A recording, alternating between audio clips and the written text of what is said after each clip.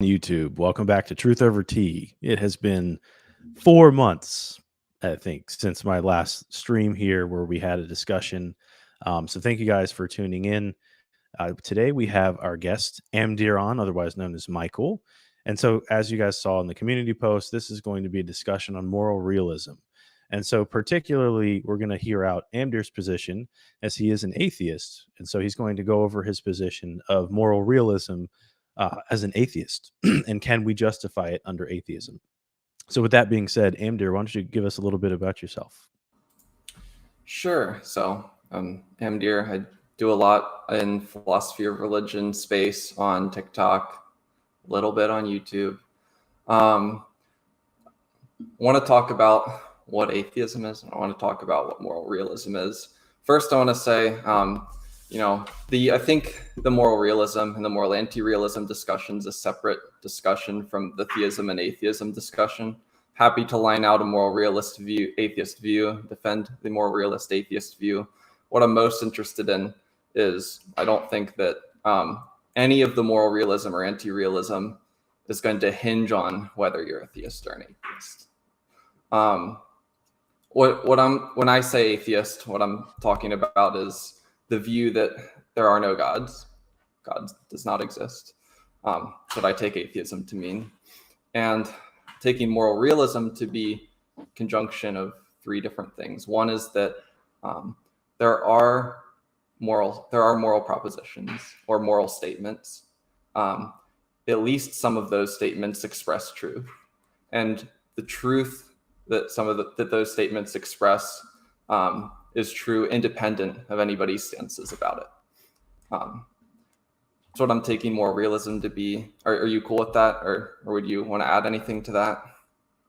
No, yeah, I would 100% agree that there are many philosophers that are not, theists, atheists, that take the moral. I think most ethics philosophers are moral realists, and they're definitely not mostly theists. So I would definitely say that distinction makes sense, and that's fair. Okay, then there's a few ways where I guess theists want to point out supposed issues with atheists believing in moral realism. There's like arguments for moral epistemology, arguments for grounding morality, arguments for accounting for or explaining morality. What's like your biggest issue, you think, with an atheist moral realist view? Well, I think that to start with, it like there are different atheist moral realist views, but if I were to like pick one out of the air, like Wielenberg's view, like Humer's view, do they have the same view? Humer's an ethical intuitionist. I'm not sure what Wheeler is. So Wielenberg, Eric Wielenberg. Oh, Eric Wielenberg. Yeah. So he defends the moral Platonism position, and I can see a lot of his argument does make sense, and he makes the argument that a lot of the issues that you could run into under moral Platonism could also apply to like divine command theory or something like that, or some form of theistic moral realism. But I think that the ontological issue is what gets me the most, is where does this come from? Like with him, again, he's saying that the good exists necessarily, it's just a brute fact. And so to me, I think, well, that would be where my issue is. So before I even describe that, what are your thoughts on that? Yeah. So when I think about what's the ontology of the moral facts, I actually don't think that there's any difference between the theist and atheist hypothesis, or the atheist and theist view. I think you could be a theist and you could think that the moral facts are nominalist in nature, Platonist in nature. They're conceptual. You can be a theist and accept any of those three, or an atheist and accept any of those three.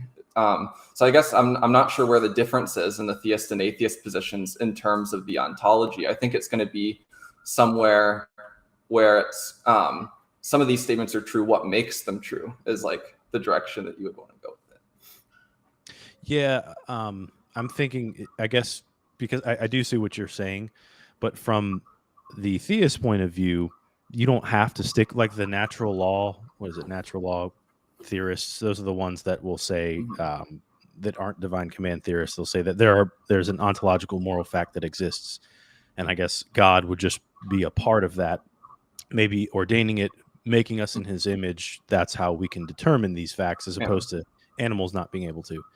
But I think that this, I don't want to discredit that position, so to say.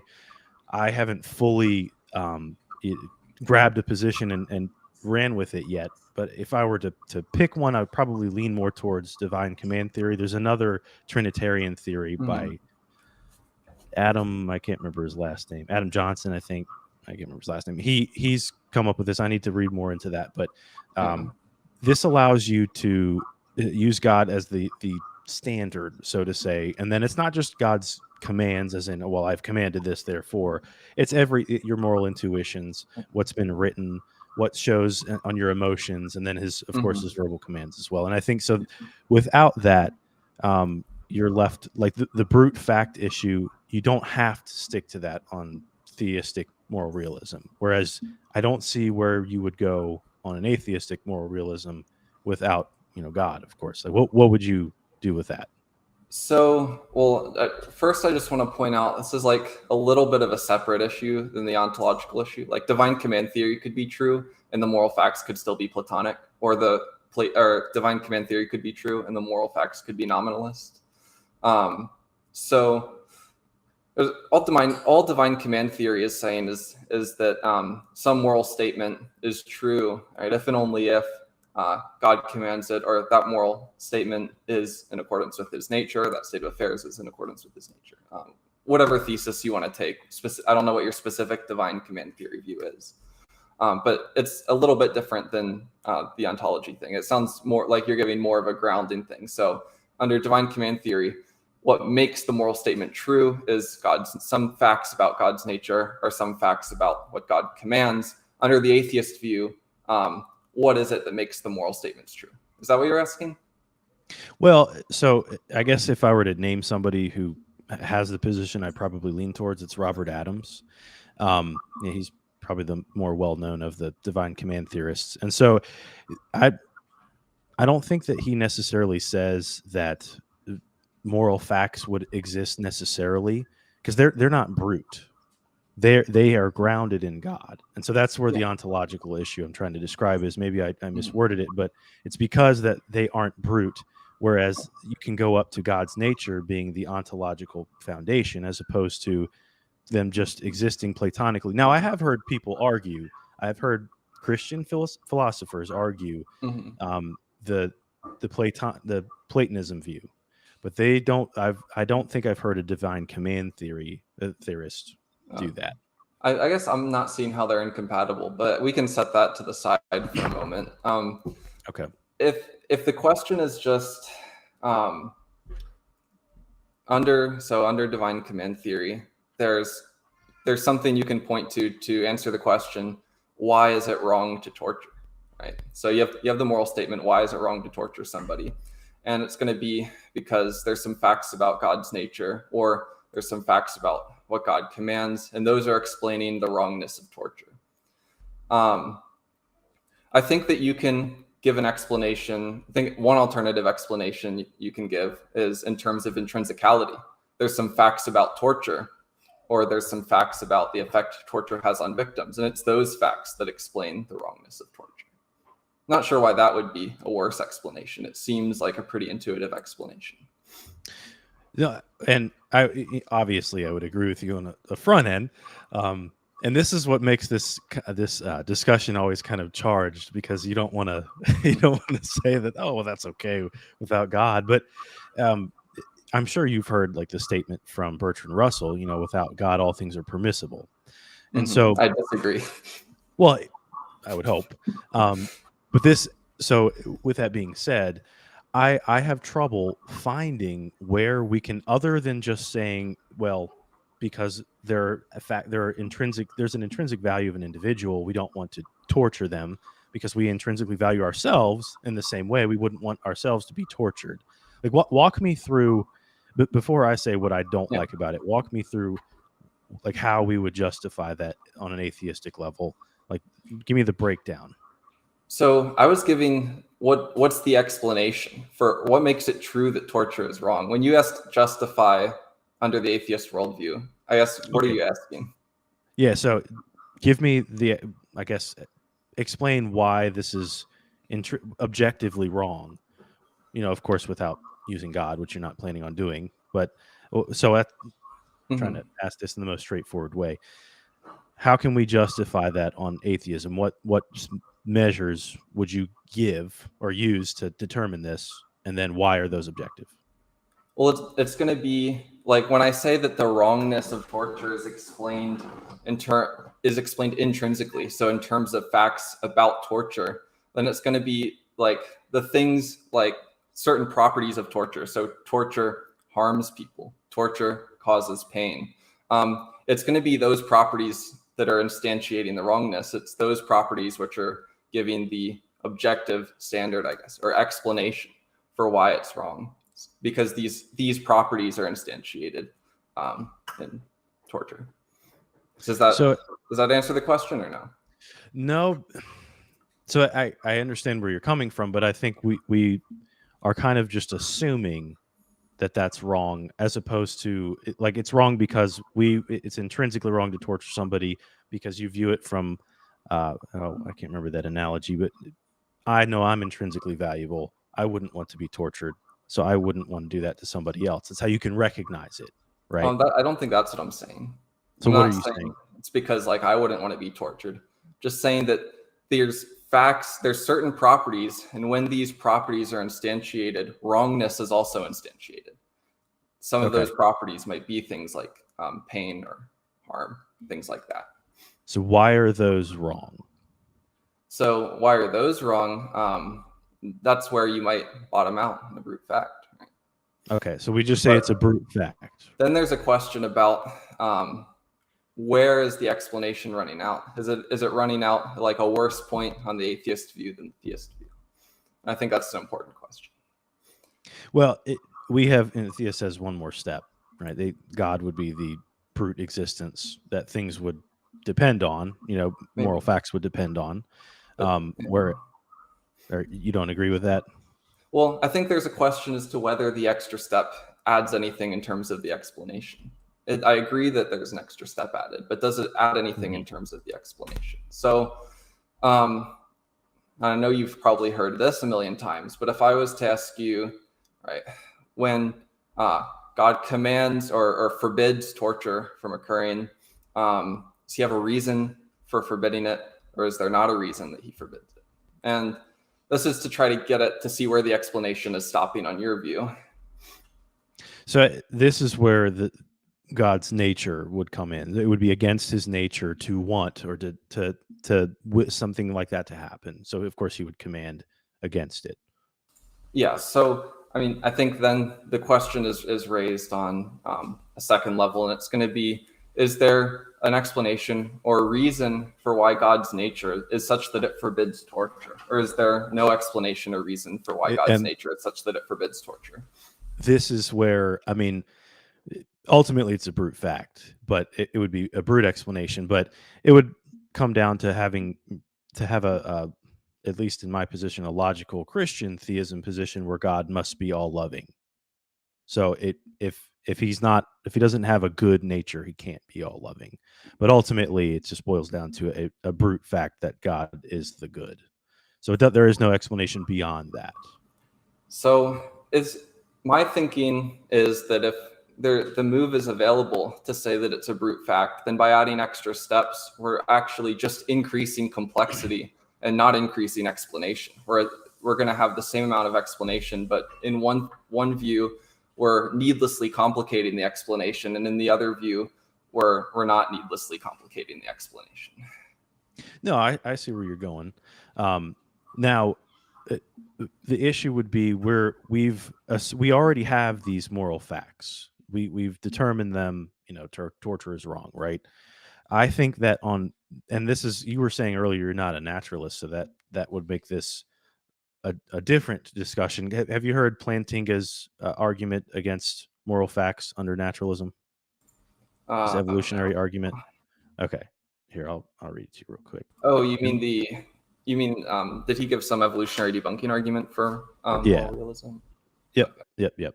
So the probability of our cognitive faculties being reliable, given naturalism and evolution, is low. If someone believes in naturalism and evolution and sees that the probability of our cognitive faculties being reliable, given naturalism and evolution, is low, then they have a defeater for their belief that that our cognitive faculties are reliable. If someone has a defeater for the reliability of their cognitive faculties, then they have a defeater for any belief produced by their cognitive faculties. Our moral beliefs are produced by our cognitive faculties. Therefore, if someone believes naturalism and evolution, then they have a defeater for their belief that their moral beliefs are reliable. Yeah, so this is going to be an argument against moral. I guess to me it sounds more like an argument against moral knowledge than moral realism. Yeah, because I could say maybe I'm an atheist and I'm a moral realist, but I just concede that I'm like really bad at detecting what the moral facts are. Just like my moral faculties are just all over the place. Okay, but it wouldn't undermine the view that there are moral facts. But yeah, I can also. So yeah, I mean, I'm not a naturalist. I'm not necessarily committed to the idea that the brain is all that there is to the mind, or that evolution is all that's guiding cognitive processes. Even if I was, I'm not sure. That I'm convinced the probability is low given naturalism. That you'd have moral knowledge. I guess so. Premise one, I would want to explore a little bit why we're thinking that the probability is going to be low. Well, from a moral perspective, like every other creature that's come out of evolution has not developed a way to have cognitive faculties that can detect moral facts. They may have cognitive faculties, but they certainly can't detect moral facts, or otherwise we have some talking to do with sharks and other creatures that do strange things. But that would be the first way you can look at probability. We're the only thing of all species. That's good. Let's go off that. So I think I can agree with you that like most creatures that evolved, they're not good at detecting the moral facts. They're not able to know what's right and wrong. But I think there's a move available here, which is to say that the faculties that these creatures generally develop are reliable faculties, and there's just very few creatures that have developed a moral faculty. Maybe only humans have developed a moral faculty, and these other creatures just haven't developed a moral faculty. So then if most faculties that the creatures have developed seem to be reliable, they just haven't developed a moral faculty, and humans have. That's not giving me anything to expect that the moral faculty humans have is unreliable in any way. Well, it's more like if we don't have, I'm trying to not use it. There's this cat example I thought was really funny. Like, for example, animals, they discover their cognitive faculties are used for survival purposes, right? And those survival purposes don't connect to morality, obviously, but humans do, or humans can rather. Sometimes they simply use their instincts for survival as opposed to their moral knowledge. But I think that with naturalism and evolution, and again, this doesn't necessarily pertain to you because you're open to other possibilities, right? Did I get that right? As opposed to just naturalism and straight up Darwinian evolution. Yeah, sorry. Your volume was going through a little bit quiet. It was a little bit hard for me to hear you there. What about now? Yeah, that's good. Okay. I heard most of what you said, just like the last sentence or two I missed. Okay. Yeah, I was just saying that with you seem to be more open to rather than just strictly naturalism and evolution. You seem to be more open, and so you have more room in this argument to move around than your naturalist would. So what I was saying though is that with animals, they're like, we think that our cognitive faculties are reliable because we can base it, say, oh, well, these animals are able to survive using their cognitive faculties, so can we. So we can think that they're reliable. But for moral knowledge specifically, like I don't see, like, have you heard the just by chance objection or the luck objection? You'll have to spell it out. So essentially, like, how did we get so lucky to be able to determine these moral facts, to have moral knowledge when nothing else did? Well, I guess And the evolutionary explanation is going to be that it's beneficial to our survival to recognize moral facts in a way that it's not for other creatures, right? so it is, but it isn't, because there could be times where your moral knowledge could inhibit you from surviving longer. It could actually cause you to, say, give your life out of love as opposed to use your survival instincts. And so there's some friction there. What would you say to that?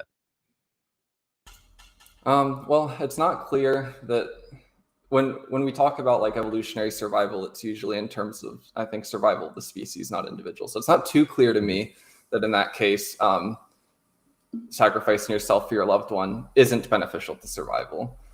And also, I'm okay with saying that there's some cases where acting morally is non-beneficial for survival, and that's fine as long as more of the cases it is expected for. It is going to be beneficial for survival is all that we need to say that our moral faculties are generally reliable, if we're like assuming the Darwinian view here. Yeah. And I don't adhere obviously to the Darwinian view as a Christian theist, but we can use it just for argument's sake. Now, I still think, like, especially if we're in the situation for a 1-1, I jump in front of a bullet for my wife. This does not help promote survivability because one person's going to die. I chose to do it in order to be out of love. It was a moral decision. It wasn't a survival decision. But this again does not help from a survival standpoint. And so this is where this would be an issue. Like, why did we evolve? That's the luck thing, right? Whereas, Yeah. like, now, I'm assuming you're probably familiar with like Bayes' theorem, right? Yeah.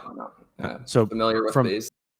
Yeah, I'm not like the biggest Bayesian person, but I do think from a probabilistic standpoint, kind of piggybacking off the argument, it is more probable that under theism we would have such moral knowledge. We would have these cognitive faculties that are reliable because they would be based off of an all-powerful God that has cognitive faculties that he can pass down to us, as opposed to just by chance developing this, which is kind of in a sense, this is the luck objection. Yeah, so I'm definitely on the Bayesian argument here. I'm definitely not going to be convinced of the premise that it's more expected for us to have this moral knowledge given bare theism versus bare atheism, if those are the hypotheses where you're comparing. If you're comparing a more specified theistic hypothesis against a less specified atheist hypothesis, then I think I'm going to have to adjust my priors to account for the increased degree of specificity to see if I'm actually going to find it to be more probable at the end of the analysis. I don't know. It might be a little bit complicated to like do here on this stream. Well, but this is part of the issue that I have. Yeah. And so if we don't have to necessarily get into that, but just like a classical theism perspective, just an omnipotent, omniscient God, right? Yeah. The minimal requirements needed to have a logical position on theism, as opposed to the minimal requirements needed to have a logical position on atheism. Like, when you say logical position, sorry, like non-contradictory. I think you can have much simpler theistic hypotheses that are non-contradictory. Like, there's a transcendent mind.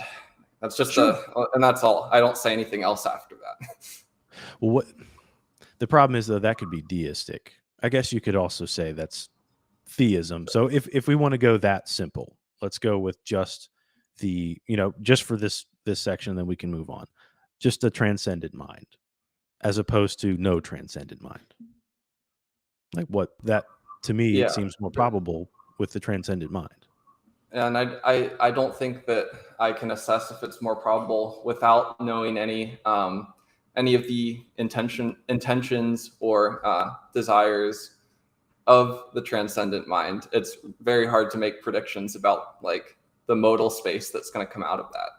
I probably couldn't even assign a probability to it. I think once we start to add that stuff in, the intentions, the desires, you start to get the stronger predictions. But you're adding complexity, and you're going to want to increase the my prior is going to be lower because of the increased complexity compared to naturalism. I think it might be more interesting to compare like a more specific naturalist hypothesis or something. But what do you have any off the top of your head that you would adhere to, or are you still kind of juggling? Because I'm juggling. To compare to like classical theism, I don't know if I have anything that specific. This is kind of the nuance of this discussion is you really have to have your position is more open than I thought it was going to be, which isn't a bad thing. It's just, I'm a Christian theist. There's different positions within the Christian theism position, but there's only so far you can go. Whereas an atheist or a naturalist, there's more flexibility. When you say you're a classical theist, you hold to like DDS and stuff.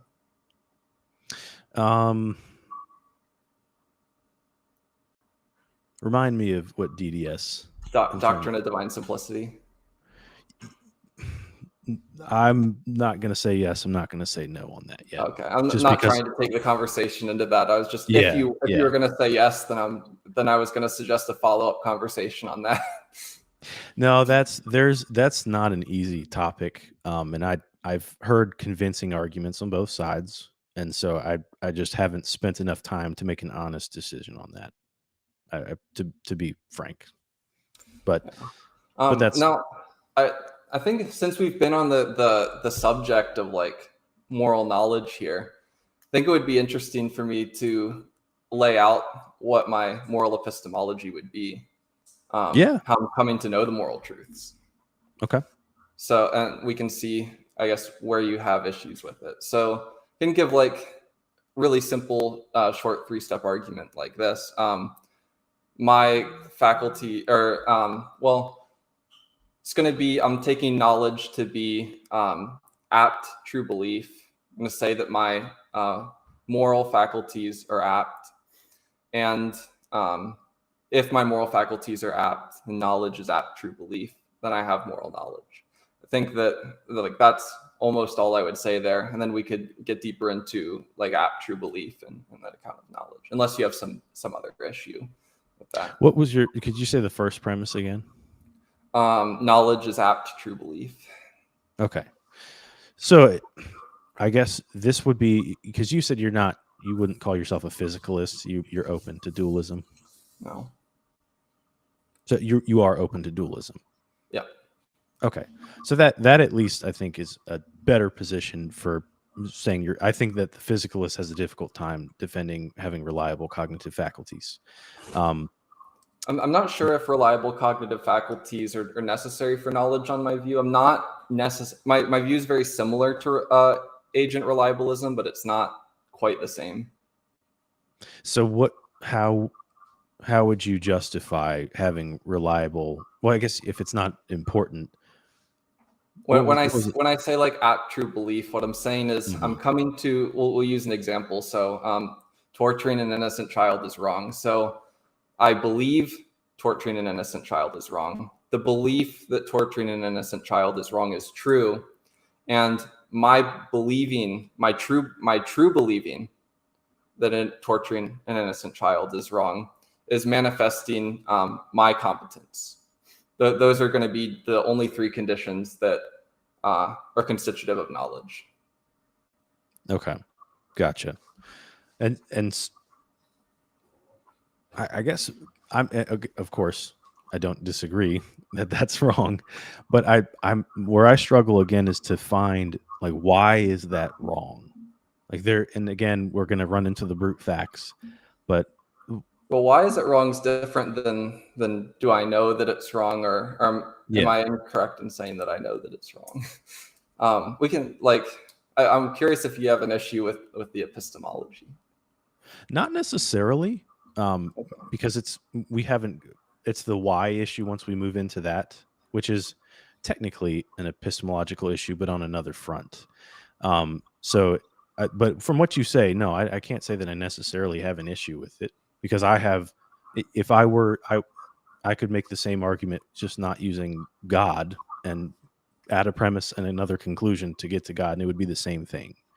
So, yeah. So then it gets back to why is it wrong? And I think I can start giving you explanations, and then some of those explanations will be brute. Other of those explanations won't be brute, and it's like an open question as to whether it's any worse than the theistic explanation. I still don't see how it would be any worse than the theistic explanation.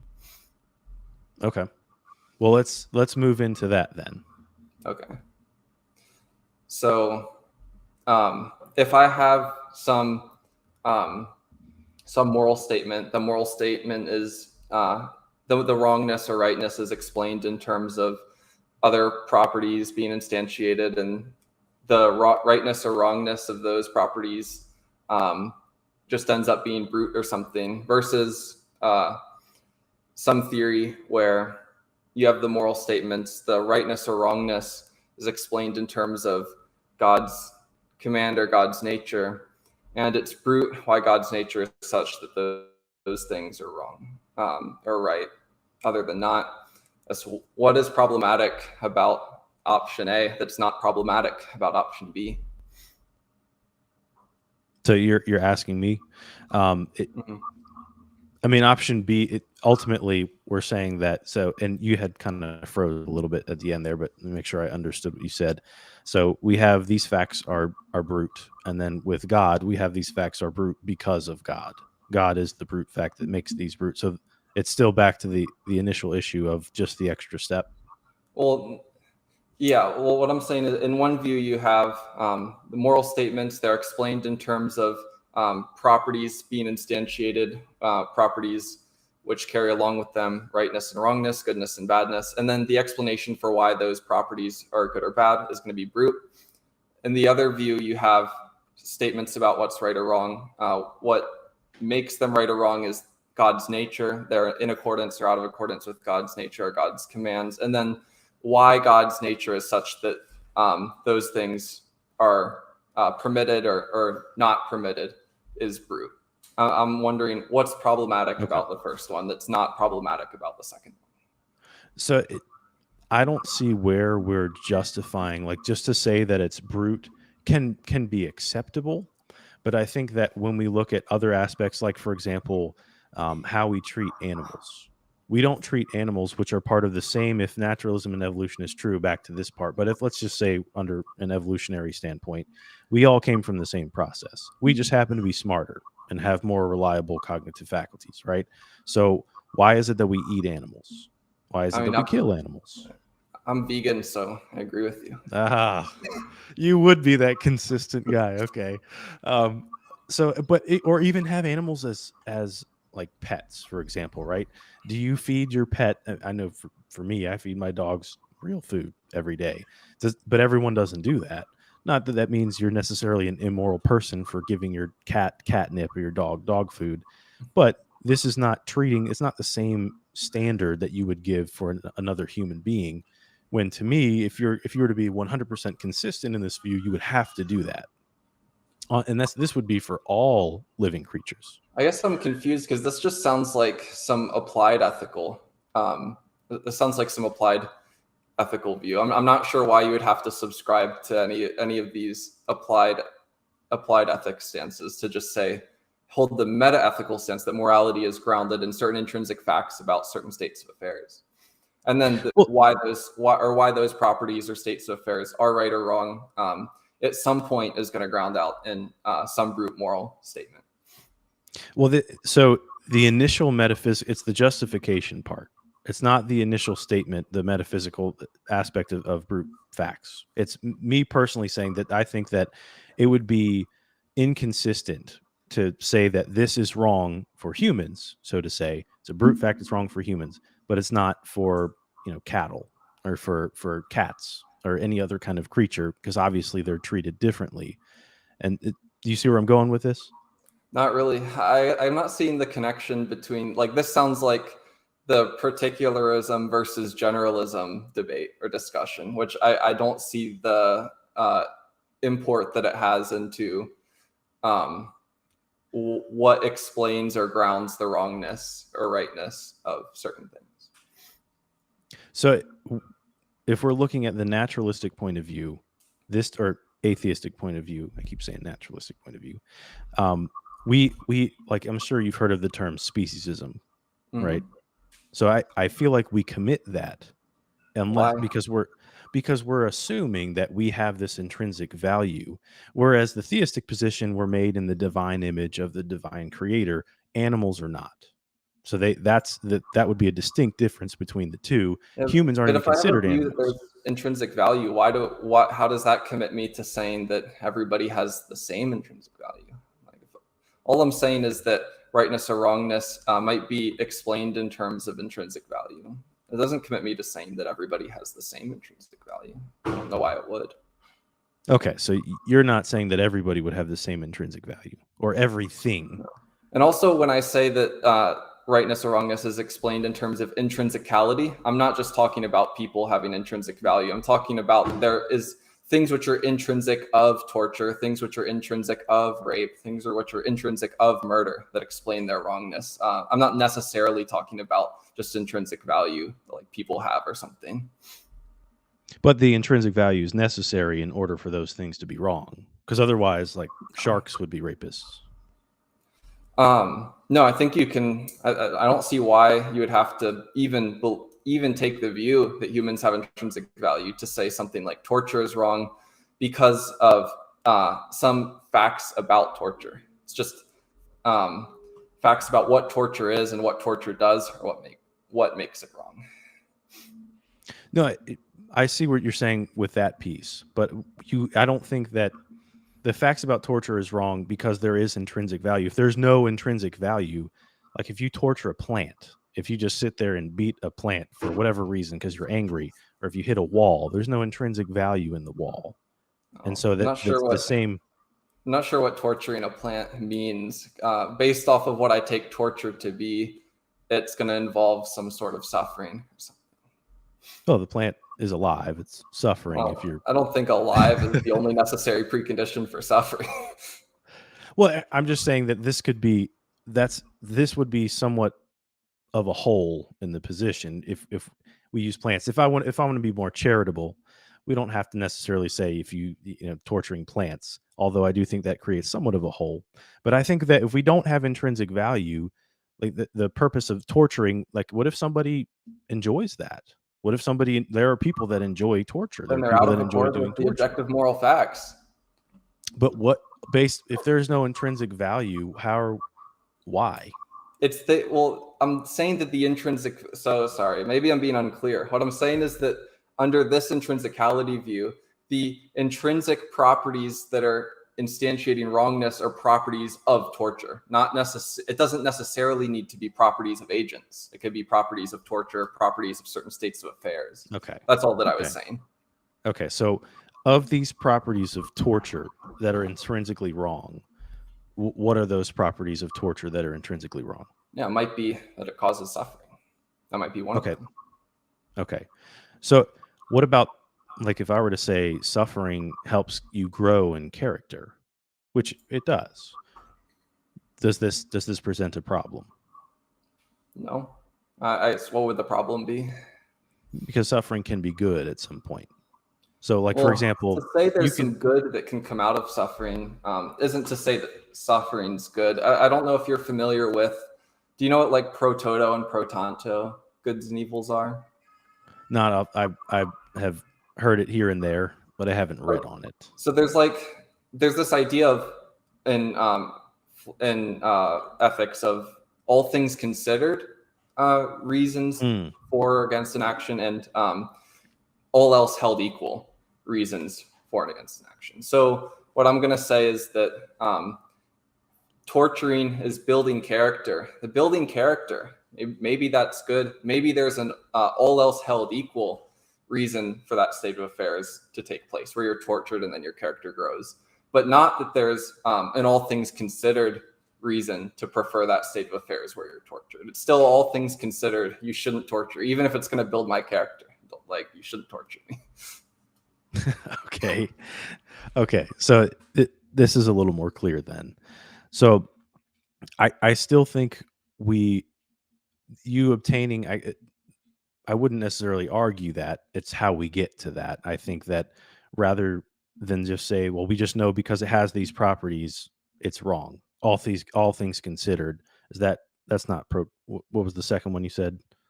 You might like sum up the properties to find out like these properties might all give you all else held equal reasons, and then when you sum up all the properties, maybe you get these all things considered reasons to prefer certain states of affairs over others. Okay. So, but this position could be compatible, like you were saying, with theism. The only difference is we're missing that step. And I think that's like having the transcendent mind that we went back to earlier. That gives us a reason to believe that the knowledge that we have that this is true, A, is reliable, and B, is objective. What would you say to that? Oh, well, I mean, I laid out my epistemology earlier. I don't like there wasn't an issue that was raised with it. I'm pretty happy saying that on my view, on my atheist view, I know what the moral facts are, or at least I know some of the moral facts. But doesn't that kind of beg the question? Well, I It guess presupposes, in a certain sense, and this is why I don't what's like the using. question that I guess what's the question that I'm begging? So we're just saying that these things are wrong because they have these properties, and we've assumed that these properties mean that they're objectively wrong. We haven't justified Well, why I'm they're saying I know objectively that they wrong. are. Not just like I'm Yeah. assuming that they are, but I know that they are. And that's going to be through the epistemology that I laid out like earlier in the conversation. So lay that out for me one more time. Maybe I'm forgetting a premise here. Yeah, so there's so if the following three conditions obtain, then I know something. The three conditions being I hold the belief is true, the true believing manifests my competence as an agent. And then my belief that torturing innocent babies is wrong fulfills those three conditions. And so the conclusion there is going to be that I know torturing innocent babies is wrong. What were the three conditions? I'm sorry. One, I hold the belief Okay. that torturing innocent babies is wrong. Two, the belief that torturing innocent babies is wrong is true. And three, that my true believing in that proposition is manifesting my competence as an agent. So that the second part where the belief, like you said, this is what you believe, and then the belief is true. Why is that true? So then you're asking me, why is it true? How do I know that it's true that torturing innocent babies is wrong? And then if you realize that that's the same question that was asked like originally, I'm going to say, because like the following three conditions obtain, right? We're just going to kind of go in a regress back here.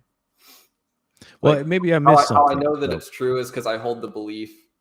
The belief is true, and it's apt, or it manifests my competence. Now, I might not actually know that the belief is true. Maybe I don't have antecedent knowledge that the belief is true, but that's not actually one of my conditions for knowledge. I don't need to know that it's true. I need to hold the belief. The belief needs to be true, and the true believing is manifesting my cognitive abilities. So let me actually go at it this way. Let me just grant to you, I don't know that it's true.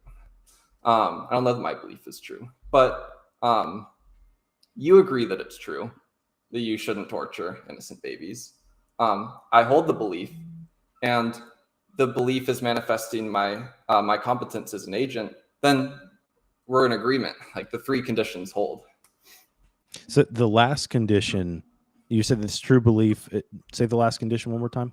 The true believing. So my true believing is manifesting my competence. I can give some examples if you're not sure what that means. Yeah, go just to break it down for me. So like imagine I'm an archer, okay, and I'm shooting my arrow at a target, and I release the arrow, and it's the way that I released it, the trajectory is way off. It's going to miss the target. Now a gust of wind comes, it blows the arrow over, and I hit a bullseye. What I want to say is this is a situation where my success as an archer is not or my success at hitting the bullseye is not manifesting my competence as an archer. If there was clear wind conditions, there was no interference, I just pulled the bowstring back, I released it, it hit the bullseye. My success in hitting the bullseye manifests my competence as an archer. That's the kind of relation that I'm trying to draw out here when I say that my true believing is manifesting my competence as a rational agent. I wouldn't say that that would be the archer analogy would be analogous to your true believing. Because, I mean, I could say that I truly believe anything, and that doesn't necessarily manifest to competence, as opposed to like an action that had a result.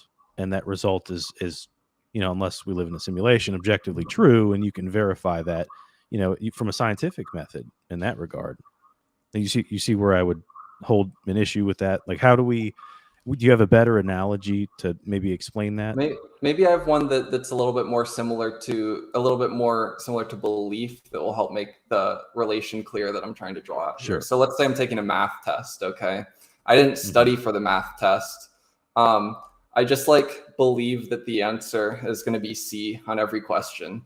That's my strategy. I think the answer is C on every question. I go through the test and I just circle C on every question. And it turns out that I happen to be right. And I just got 100% on my math test. I think my success in forming the true belief that every answer was C, that's not manifesting my competence as an agent.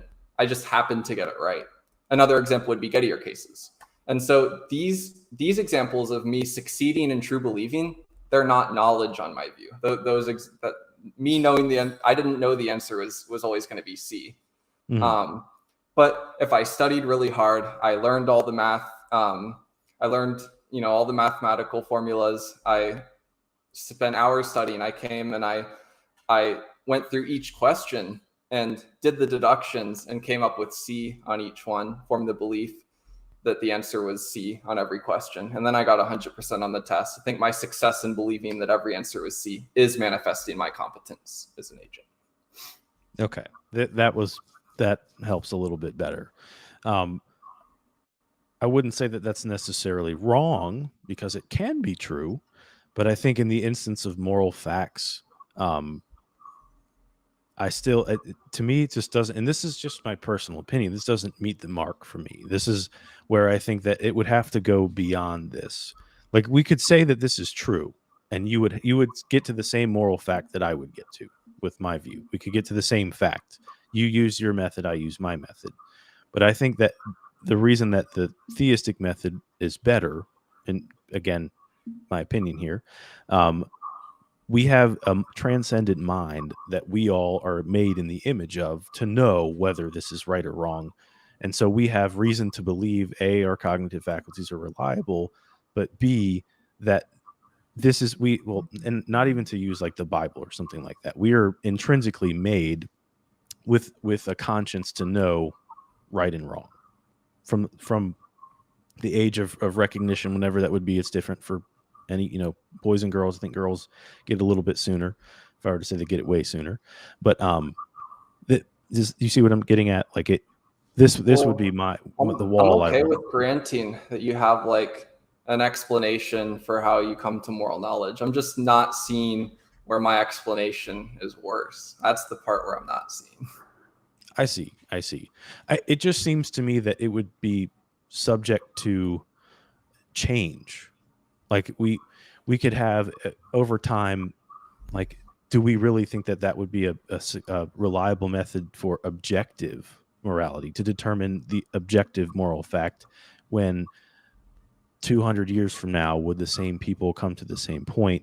And then 200 years ago, like when slavery was legal, for example, they could use the method that you used, and they could come to the conclusion that slavery is okay under whatever. And they wouldn't know that slavery was okay, because there's going to be one of those three conditions that's not met. It's not a true belief that slavery is okay.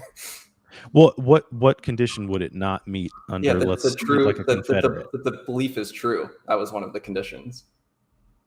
But why wouldn't that be true? Why wouldn't it be true? It's out of accord with the moral facts. The moral, like, it's an objective moral fact that slavery is wrong. Okay, again, I agree, but I think that the way we get to this is just how do we get to that? Because if they think that that's true, we're using our beliefs to determine whether something is true. Which I'm somewhat of a rebel. Yeah, what I'm saying here is it's the same answer that I'm going to give to someone who's going to stand in front of me and they're going to tell me I don't have hands. It's great that you don't think I have hands. You don't know that I don't have hands. You're not meeting the truth condition. I do have hands. Your disagreement with me isn't worrying me in any way. It's not giving me any reason for pause or reason for concern. I like that example.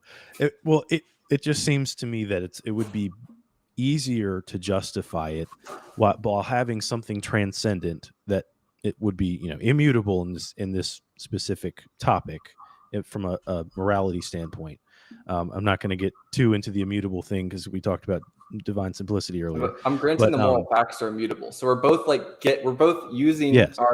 our some belief forming ability. You're using a belief forming ability. I'm using a belief forming ability. We're both gonna. I think you would grant we're both finite, limited agents that are using our belief forming abilities. I'm infinite, man. And we're using those belief forming abilities to come to beliefs about something which is immutable. The moral facts. We're acting like I'm not seeing where we'd actually disagree with what you're laying out.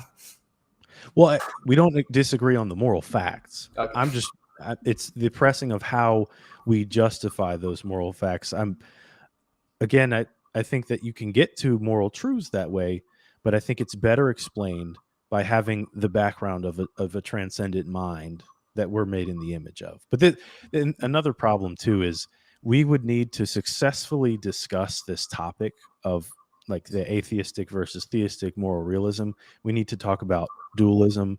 We need to talk about like a couple of different topics to get to determine how we've gotten to here, because you have to presuppose in these conversations there's no way you could go over everything from a bottom up level.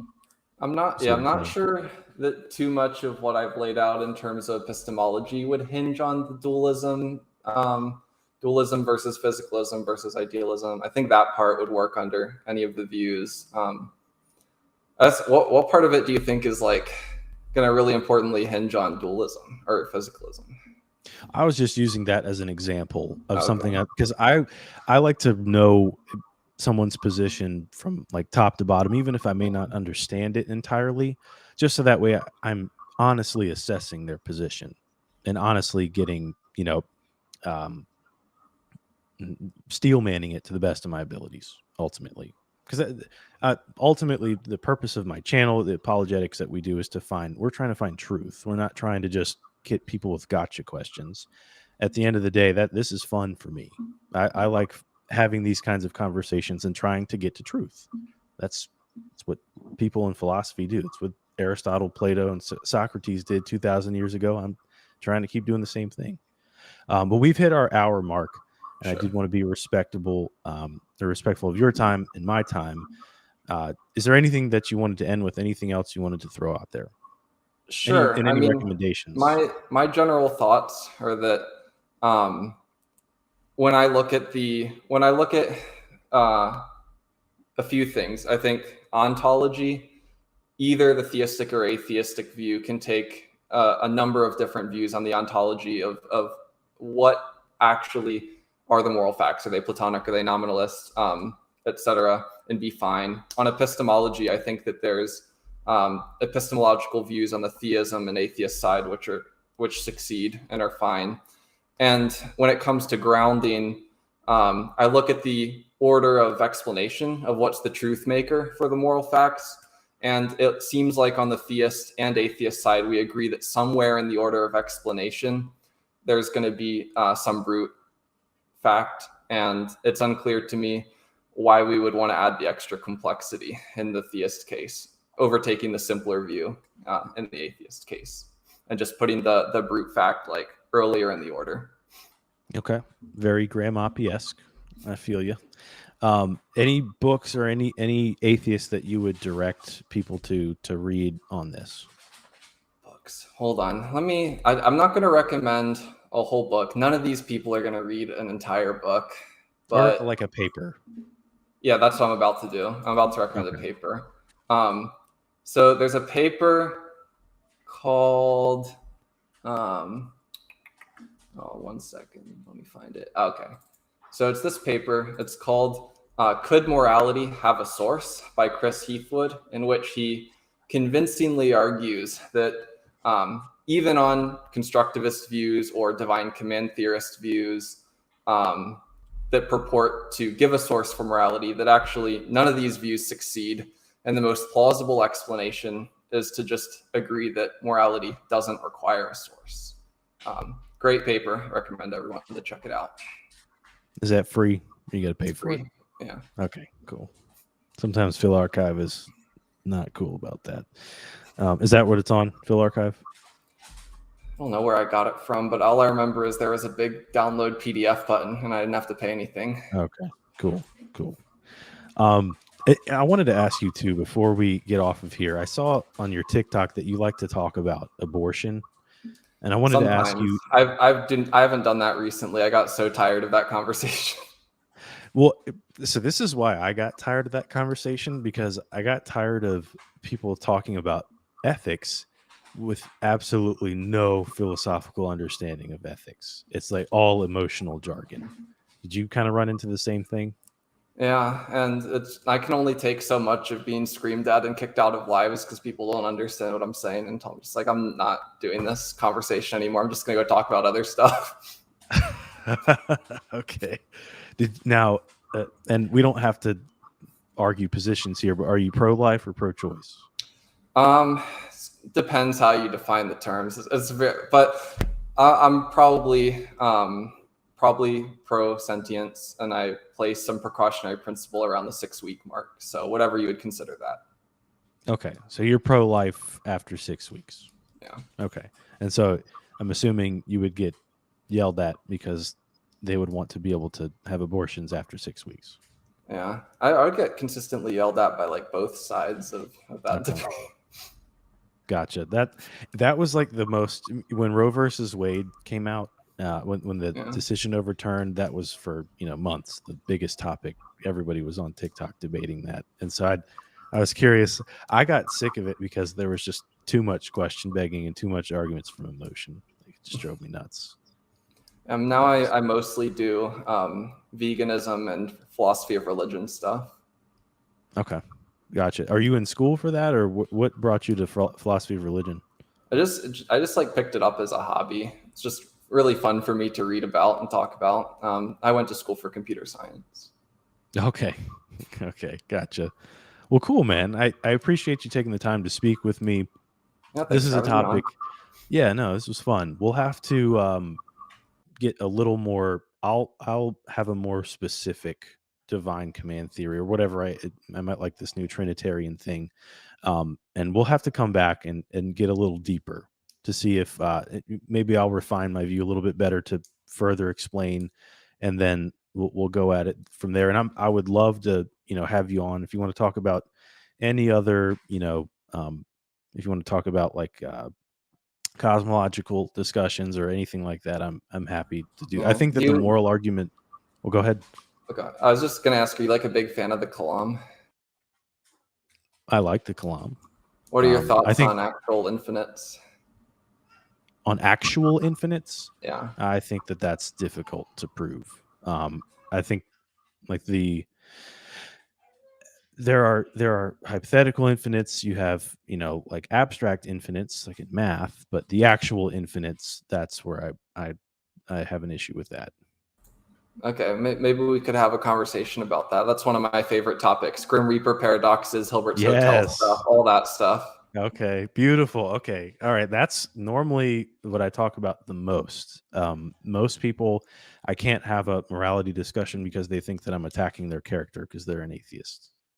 Which obviously I'm a big proponent of unsatisfiable paradiagnosis.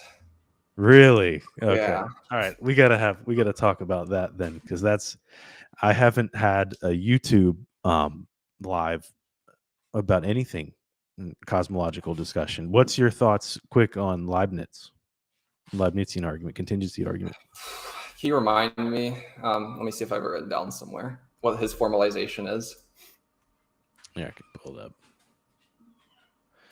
That would be. I kind of like his better than the Kalam.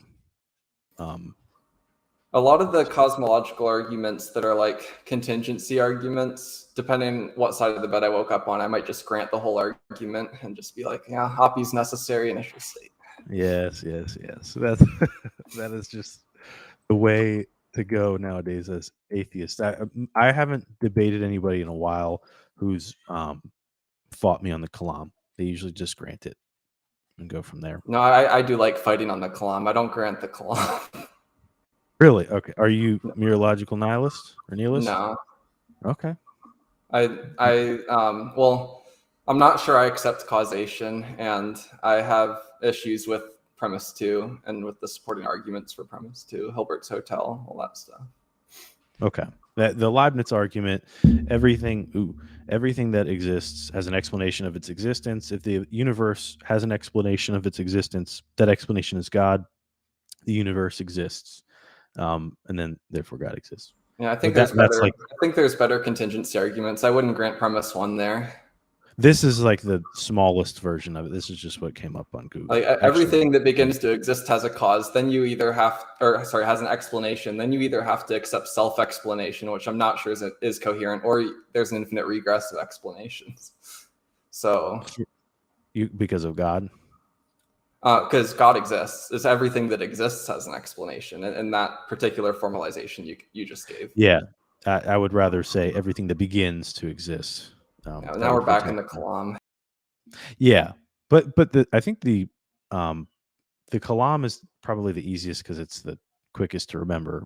But that's I'm curious to hear if that's what you like to talk about. We should definitely talk about that because that's if you're not going to hit me with the mereological nihilism objection, I'm curious to what you would go. And then if we're going to talk about actual infinites too, I mean, I might do something like worse than holding mereological nihilism against the Kalam proponent. I might say like I don't hold to causes in my metaphysics. I just take some like coherence view.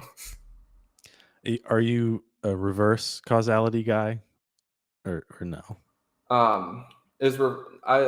I wouldn't. I don't know if I would characterize this reverse causality. I might say something like I think that explanations, at least plausibly, some explanations are non-causal.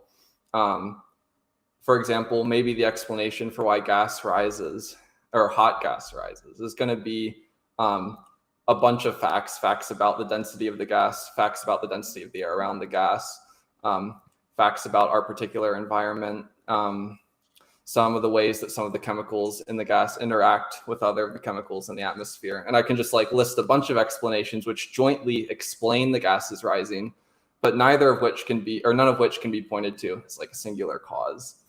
I might also point to examples where I have a desire to like split 4 pieces of pizza evenly between me and 2 of my friends, so 3 people. And my desire is frustrated. And I might say that the explanation of my desire being frustrated is a non-causal explanation. It's an explanation grounded in truths about mathematics or something. So I'm like not sure that there's everything has a causal explanation or everything that begins has a causal explanation. So you wouldn't say that everything that's contingent has a causal explanation? No. Okay. Well, we'll have to get into that. That'll be fun. Nobody. I'm not a big famous, YouTube apologist, so I don't have people asking to come talk about that. So that'll be fun. We should definitely have that conversation. Yeah. Real quick, we still have some people watching. If anybody has any questions for either of us before we get off here, you have 1 minute to put them in the chat. You never know, we might have some questions. If you watch any of the live streams we've had in the past, do you know who Mike Brigandy is? Yeah. Okay. He's he was the first guy we had on, and that was fun. I'm assuming you are not too happy with his debate optics or his debate style. I think his critiques to a lot of theist arguments are a little bit flawed. Yeah, he doesn't. I think he would do well reading a little bit into like philosophical literature. It doesn't seem that he does that, but that's okay. If you're sometimes there's this issue with scientists. Like I have in The Grand Design, Stephen Hawking's book, in like the first or second page, he says philosophy is dead, which is ironic because that's a philosophical statement. There's this like thing with scientists that are anti-philosophy, or they think that philosophy is useless. We don't need that anymore. We have science, and I just think that's silly. And Mike, Yeah, I think that's a bit silly. All right, I don't see any questions coming in, so Except thank you guys. For this Lance Independent character here. You know who Lance Bush is? No. Oh, he's actually a philosopher. Lance Independent in the chat. He's a very prominent moral anti-realist. He really. Most of his work is in meta-ethics and what is it? Something to do with psychology. He also does a lot of work in meta philosophy. He's a big advocate for experimental philosophy. Okay. Wow. Well, I am honored to have you here. We are honored to have you on, Lance, to have an actual philosopher on here. Lance, you got any reads that you would suggest that we read in this topic of meta ethics or anything around it? Any papers? Lance Bush's blog. That's what you should read. Lance Bush's blog. Okay. I'll write this down. All right. Well, cool, man. I did not know that. I'm glad to see. He must have followed you over here because I've never seen him before. Or maybe he came across his page. But awesome. Well, any closing remarks, Mr. Amdir? No, thanks for having me on. It's a fun discussion. Hopefully we have another one. Oh, definitely. I'm definitely bringing you on to discuss the Kalam and cosmological arguments. And then Lance said, yeah, if you're interested in my approach, Pulitzer and Wright's paper, Anti-Realist Pluralism. I think J. Mike told me about That's a good book about, or a good paper. If I remember correctly, that paper is about, is more of like an empirical based approach on how the folk use moral language, whether it's in a realist or anti-realist way, and what sorts of realist and anti-realist ways they're using the language. Okay. I will be looking at that paper, Mr. Lance. Thank you. Alrighty, everybody. Thank you guys for tuning in. We'll definitely have Amdir back to have a discussion on cosmological arguments and how we'll have fun with that. That to me is the most fun of the atheist-theist topics. That's the most fun. But until next time, thank you guys for tuning in to Truth Over Tea. I'll see you later. Thank you. See ya.